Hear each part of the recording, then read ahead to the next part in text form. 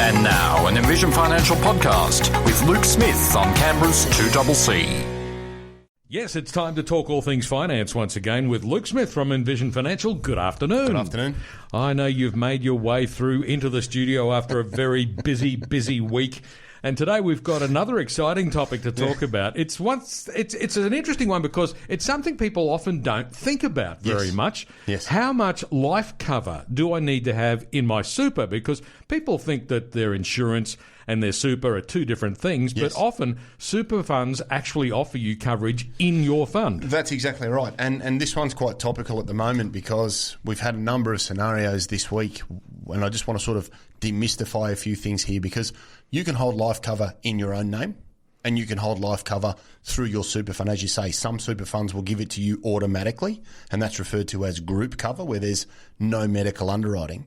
But there's a few tips and traps that people need to keep in mind because having it in there can be wonderful and having it in there can be really dangerous because people make an assumption that the outcome is the same regardless of how you structure your cover. And all we want to break down today is it's not. And we've got a few key things that people need to keep in mind when it comes to thinking about, well, do I have it in super or do I have it outside?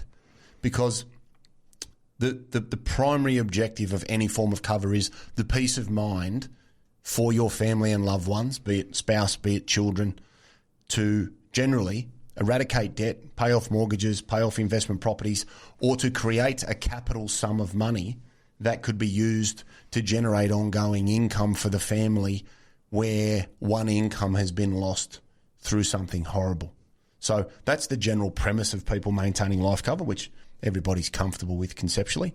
But when it comes to holding cover through superannuation, what we need to keep in mind is the benefits of holding it through super include you don't have to fund the premium yourself out of personal cash flow, which is generally great. People prefer that because they may be paying school fees or mortgages or whatever it may be. So you can fund the premium out of your accumulated super. The premium inside of superannuation is tax deductible to the fund at the fund rate of 15%. The other thing that you can do that a lot of people miss is you could have your invested superannuation with one fund and you could have your insurance policy in another fund or in a fund provided by the insurance issuer. So let's pick a company, MetLife. So you can go to MetLife and say, I want $1 million life insurance in the superannuation environment, and they will create a policy that is within superannuation that holds just your $1 million. You can't add money to it from an investment perspective. It simply holds your policy. Now, the big advantage of that is you could go over to your invested super fund, wherever it may be, and you can say to them, hey, Mr. or Mrs. Super Fund, can you pay $2,000 over to MetLife, please, as a rollover because the policy is held in the superannuation world? So I find a lot of people come in and go, well, I'm with this super fund, I have to have insurance with them. And the answer is no, you don't. Because different super providers will have different options in relation to the cover that can be taken out within their fund. The nice thing about having independent insurance is that you're then not tied to that particular superannuation fund for your investments. If you don't like them or your needs change, you can roll over your benefits. And all you do is tell the new fund to pay your premium over here because it's in the superannuation environment. So that one I find is lost on a lot of people because they think it's either their superannuation investment account or nothing, and it's not. Another big thing that people need to keep in mind is if you're going to take out something on the television and they say it's easy and it's wonderful, it's generally underwritten medically at the time of claim. Now, that can be really, really dangerous because you could have a pre-existing condition that they don't know about because they haven't asked about it. You could pay a premium for an extended period of time, then go to claim and they say, oh, sorry, you've already had 2 heart attacks. And you wouldn't have got the cover to start with had you medically underwritten your application at the time you took the policy out. So I'm a big advocate of going through the hoops and jumping over the hurdles at the time of application so that you know in the event of a claim there are no surprises or disappointments where somebody doesn't get paid for something that they don't know that they didn't have or didn't need to tell somebody. It does become something of a confusing environment in that respect, doesn't it? Yeah, very much so. And I think, again, this is one of the times where we don't want to make assumptions. Another big one that I want people to understand is you really need to understand where your money's going to go out of superannuation. So you might have $500,000 of superannuation investments in your fund, and you might have $1 million of life insurance through your fund. Now, where your money is paid in the event of your death is critical to the tax outcome of the money in your fund. Now, we know that if we pay money to a spouse is a dependent under super law and tax law. Adult kids are not dependents under tax law. Why is that a problem? If I have $1 million of insurance and it gets paid to my wife, she gets $1 million. If I have $1 million and it's paid to a 10-year-old child, that 10-year-old child gets $1 million. If I have $1 million policy paid to a 29-year-old daughter who's financially independent, she incurs a 32% tax liability on that $1 million. So she's going to get $700 and a bit. Now, that's a $300,000 difference that people may or may not be aware of could occur depending on who the nominated beneficiaries are in your super fund. So to combat that, you might in that situation sit down and say, I'm going to take out $1 million of cover. Where am I going to hold it? It's for a minor. It's for my family. It's for my spouse. Okay, I can have it through super. I need $1 million for my 30-year-old daughter. You might hold that insurance outside of super because it's paid to her on a tax-free basis outside of super, or gross up the benefit. Have 1.3 million of cover, knowing that you're going to lose about 300,000 in the event of a claim to get her the net $1 million. So again, people just need to think about where it's going to end and whose hands it's going to be in, because that will have a direct impact on the tax implications of the benefit paid. That is also confusing. So what you're telling me is that the payout from the insurance company is tax-free if it's in your own name, but it's not tax-free if it's been held in your super fund. Why is that? And it's paid to a non-dependent child. Yes. Yeah, so anybody over 18 not studying that we deemed independent from a tax perspective, the superannuation fund is obliged to pay 32% tax because it's treated or deemed an unfunded benefit when it leaves the superannuation environment. So the necessary tax implications are incurred. So the structure here is really important, and I want people to be aware of that, because there would be nothing more frustrating than having cover through super and saying, oh, well, I'm getting a 15% tax deduction. That's great. Not understanding that if it's going to an adult child, you're going to lose 32%. Now, I can assure you the tax paid on the benefit received is going to outweigh the deduction claimed in the super fund by a massive margin. So don't assume that it's the same for everybody, and a lot of people do, or they don't understand the nomination they've made in their fund, which can have dire tax consequences by sheer accident. Now, of course, the other trap that immediately occurs to me is that you might set up your life cover inside your super fund because all your kids are under the age of 18 and you think you're covered, everything's great. But then time goes by and you might set and forget, and then all of a sudden your kids might be grown-ups, they might be financially independent, but you still haven't changed your arrangements. Exactly right, and that's where I say to people, this is a living, breathing thing. What you needed 15 years ago may not be what you need 5 years later, may not be what you need 2 years later. So it pays to check and just review your situation, because if you took $800,000 of life cover out to cover your mortgage and you've paid your house off, you could be paying premium for cover that you're not getting a lot of value from. So I'm always a big advocate of people reviewing their situation and not just assuming that because I did it a while ago, it's still relevant. It's about keeping it as current as possible so that you're not either spending money that you don't need, or you could reallocate that money inside of superannuation or to other investments and continue to see the value of your super grow. But it's really important that people understand that they know where it's going to get paid, they have the necessary nomination in place, they understand where the money will end up and whose hands it will be in, and what is the tax status of that beneficiary. And then obviously the segue off the back of the insurance is, do I have the necessary estate planning documentation in place? Do I have a testamentary trust in our will? And we've touched on that in previous shows as a wonderful vehicle that can provide a lot of asset protection and tax control or minimisation. So check your insurance then check your estate planning, because I think they sort of go hand in glove. Yes. Because they're very much intertwined with the outcome of the primary objective of taking the cover in the first place. I know from previous conversations that the contents of your super fund are not subject to your will. Correct. So it's important that when you have a super fund, and I presume that includes the insurance inside the super fund, you need to nominate a beneficiary. And that's right. And that's when we start talking about, do we have a binding death nomination? Do we have a non-binding nomination? And that's where, again, good estate planning advice from a solicitor can ensure that there are no surprises, or the assumption that, oh, well, I've got that. And I had a few of that this week. Yeah, I've got one of those. And then you get the statement open and it says, we are not bound by your nomination, which says that the binding nomination has lapsed or it's been changed. But again, a lot of people go, yeah, I've got one of those.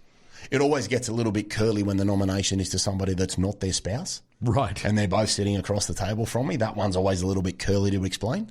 But I generally stay out of those ones. Well, that raises a question for me, because obviously if you only have super in your super fund, you need to make a nomination for where that super goes should you pass away. Correct. But if you have life insurance cover in your super fund as well, that's effectively two different pools of money, isn't it? Do they have to have the same person as the nominated beneficiary? No, you don't. You can have any nominated person that is eligible to be that type of nominee, but in the event of a claim, the insurance provider would put the cash into the fund. So you would end up with one pool of money that would then be directed by the nomination that you've made. Right. But you can have a number of different nominations for a number of different reasons. And again, this is why good family law advice and estate planning advice is vital, because we've just addressed a potential tax issue that people may not be aware of, because they always assume, oh, well, it comes out, it's tax-free. Well, not necessarily. And where that would occur, it would be extremely frustrating to see that amount of money be taken in tax unknowingly, because you assume that it was paid out tax-free to your kids when your child ceases to be a dependent under tax law. Now, here's another question for you. Does this have to be an either-or situation, or can you have life cover both in your super and outside your super as well? 100%. Nothing says that it has to be in super. It's just one way of doing it. And a lot of people like it because of those factors we talked about at the start. You don't have to fund it. It comes out of super and it's tax deductible. You could have a policy in your own name for certain objectives. You could have some cover through super for certain objectives. And that happens a lot when people have specific targeted amounts for certain projected outcomes. You really need to think, why am I doing it? Where am I doing it?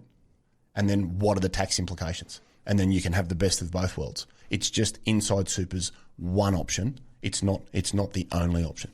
So you can nominate your super to be delivered to your spouse in the event of your untimely demise, but if you want to provide some economic and financial security for another favourite person, perhaps you need a separate insurance policy to cover that. Exactly right. Exactly right. Then you've got everybody happy and everybody covered and unnecessary tax avoided right out of the gates. Yes, and leave the disputes to those who have been left behind. Something Exactly. like that. Well, it's a lawyer's picnic, isn't it, when you start doing things like that? Then you're probably going to need to gross up the insurance to pay the legal bills. A little bit more might be necessary. Luke Smith from Envision Financial is with me in the studio today, and we're talking about how much life cover should I have in my super fund. You don't necessarily have to have any, but it's a choice that's available to you. And what choice you make might depend on your particular individual circumstances. We'll be back with more in just a moment. Luke Smith from Envision Financial is with me in the studio today, and we're taking a look at some of the big misconceptions people have experienced throughout the year of 2025. Luke, we've sort of rattled through a lot of different things today, but what are the key things to remember? Well, I think the first thing is don't assume. Find out. Bit of Google, ask around, or come to somebody that knows what they're talking about. You wouldn't walk into a plumber's office and ask for electrical advice. You probably get some good advice, but it may or may not be possible, and you may or may not survive if you cut the wrong wire. And I think this, from a financial standpoint, is very similar. What gets spoken about on the golf course on a Saturday or Friday night at Mahjong with the ladies, whatever it is you're doing, and there's the rumour mill around the water cooler, take it with a grain of salt unless you investigate it, because everybody's situation is different. Everybody's at a different stage of their life, and they have different strategies and considerations that could be either costing you a lot of money by not being aware of them, or assuming that you can't use something and missing out on other opportunities. So I think that's the most important part of it. The second part of it is find out the facts, use the rules to your advantage, and then be able to apply them in a way that gets you the best outcome possible. If you need a deduction, investigate it. If you need to add money to super, investigate it. Understand the legislation that you're adhering to and make the most of those opportunities. Make sure that if you are reaching or sneaking up on age 75, you have considered recontribution strategies. And don't mix total super balance for transfer balance cap. They're two very different tests that have different applications, so you can't muddy them together. Don't assume that something is expensive when it may not be. A self-managed super fund is a wonderful vehicle. It's not always going to be appropriate, but it's also not always going to be expensive compared to the alternative. So again, investigate what you're going to do, claim deductions where you need them, make contributions where it's appropriate, and don't just assume that because somebody says it's so, that it is. And I think if people just stick to those sorts of general rules, they'll be able to make the most of the legislation relevant to their situation. Now, there is, of course, the old saying that when you assume, you make an ass out of you and me, Yes. because of ASSUME. But it's not just a matter of potentially being embarrassed, is it? It's potentially a matter of costing you a lot of money. It's hugely. Like I saw one yesterday where somebody wasn't aware that they could use the transition to retirement legislation, and we came up with a strategy where they could pay the balance of their mortgage off by the first week of July next year. And he'd started the conversation by saying, well, I've got to work for another 5 years to clear this debt. So again, assuming that you can't is very, very expensive, because there are some wonderful pieces of legislation that, if used correctly and used in conjunction with other strategies, can be very, very powerful, getting you closer to where you need to be a lot faster. Absolutely. So don't make assumptions. Acquire some knowledge, and the best way to do that, of course, is talk to somebody who actually is qualified to give you that advice. Yeah, it generally helps. Indeed.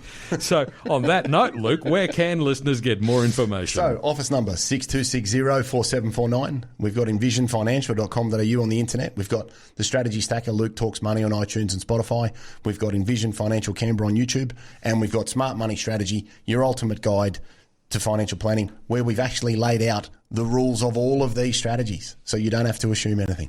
And today, as I said at the beginning, is exactly 2 months until Christmas Eve. Yes. So that would be an ideal Christmas gift. Lovely present. There you go. Smart Money Strategy available in bookstores everywhere. Luke, thanks very much. See you next week. We'll catch up with you again next time. Luke Smith from Envision Financial will be back with us once again at the same time next Friday afternoon between 4:30 and 5, right here on 2CC.